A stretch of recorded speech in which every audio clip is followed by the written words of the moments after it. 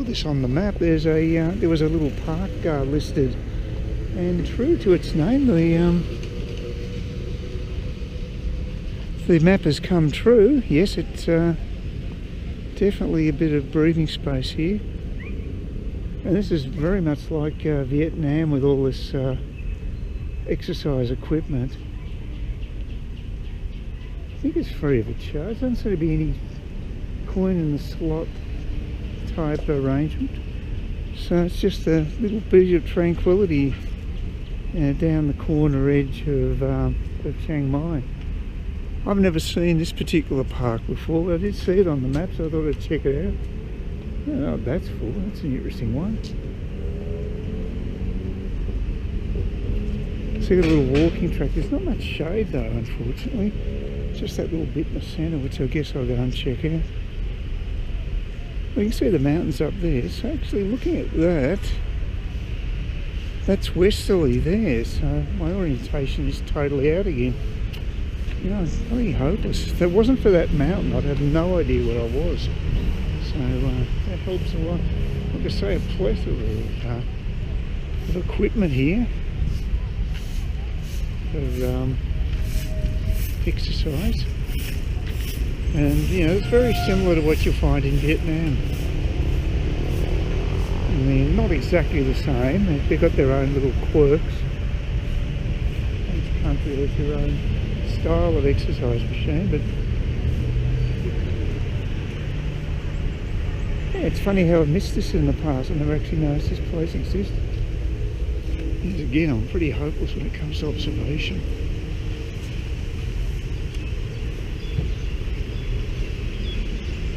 That's quite a decent area. I've definitely haven't been to this park before. I've been to a park, but it was down now the corner, and it's a fair bit smaller than this.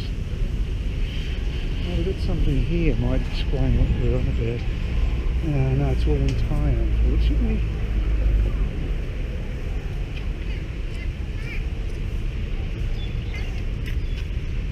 So I've got a bit of water here, so it's quite nice.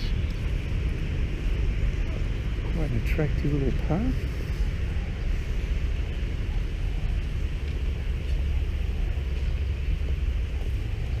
Now I would have definitely remembered this if I'd been here before. I wonder if there's a restaurant in that whole area that's surrounded by water. I mean, I like the backdrop because you can see the mountains in the background, so it's quite good. You can see Doi Sit Thep in the background.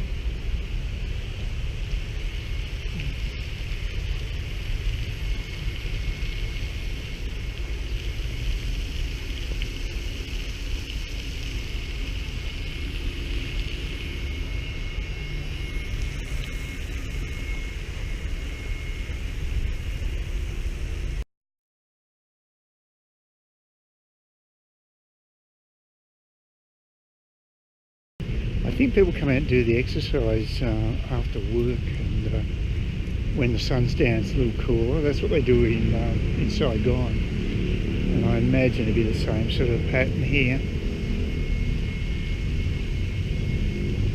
The one thing you don't see so much here is the sport. In Saigon, you know, you see a lot of badminton being played in the streets, but no real sign of any sporting activity taking place anywhere around here. So, you know, Vietnam and Thailand are a little different in that respect. So, like I say, this sort of spreads out a fair way. It's fairly impressive, and I think that's what I wish we could do in a place like Cairns, is have these sort of flower arrangements. We don't put enough time and effort in it.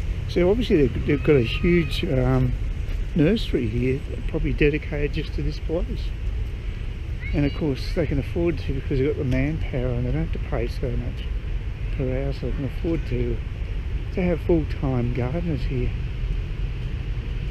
and it's great, you know.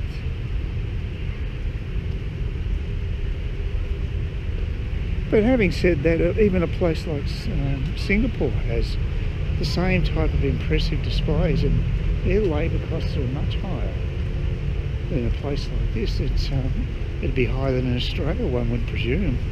The salaries are quite good over there, so yeah, it's interesting.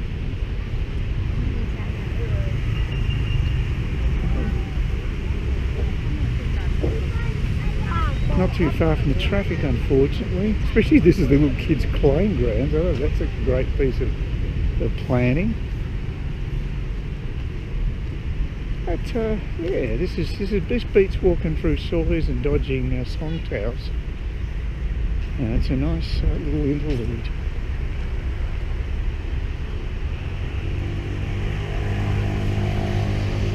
Yeah, and I'm sure I don't know, I can't quite get my orientation right. I was thinking that we're facing west over there, but it seems to be that way because of where Dusthep is. So I don't know.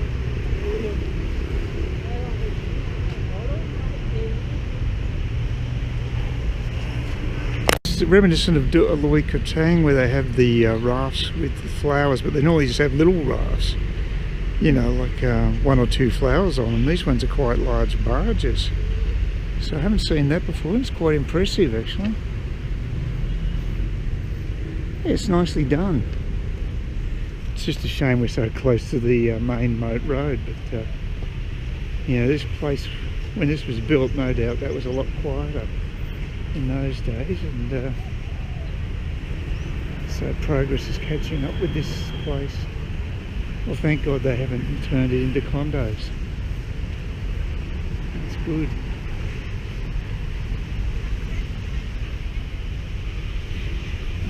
Be thankful for that anyway.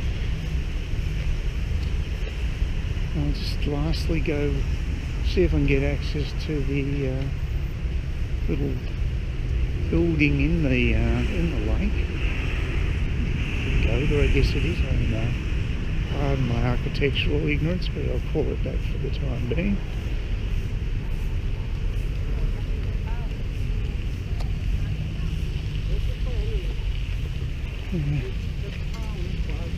Yeah, they've got the gardening crew working right now, so I'd say it'd be a full-time occupation. Well, here we go, see if we can actually get up here and run. There might be just an observation area. There is a cafe over the other side there. There we go. Bit of bird life coming in. Probably think there's food involved. I'm sure that's what they're thinking. Oh no, it's just an observation area. Yeah, it's nice. That's what we've got here. Now again, all in Thai. It's interesting, it's not orientated towards tourists at all.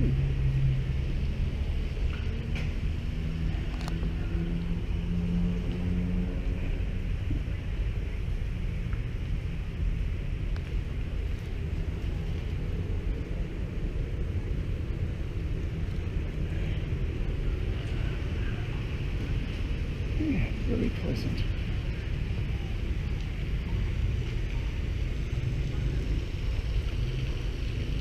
Yeah, pretty tame, the birds. Yeah, pretty close. Yeah, nice up mic. Come on, don't be bashful.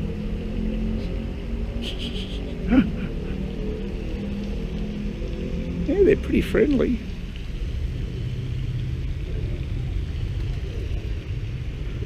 Yes, I think they're being fed by people up here quite regularly. I think that's what's causing this behaviour.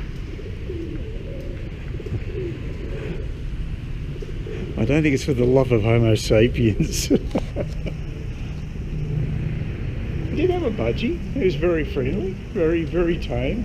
Too tame. I ended up breaking his back. The little bugger was walking on the carpet. Me being the blind man, I just walked straight over him. Oh, it was terrible.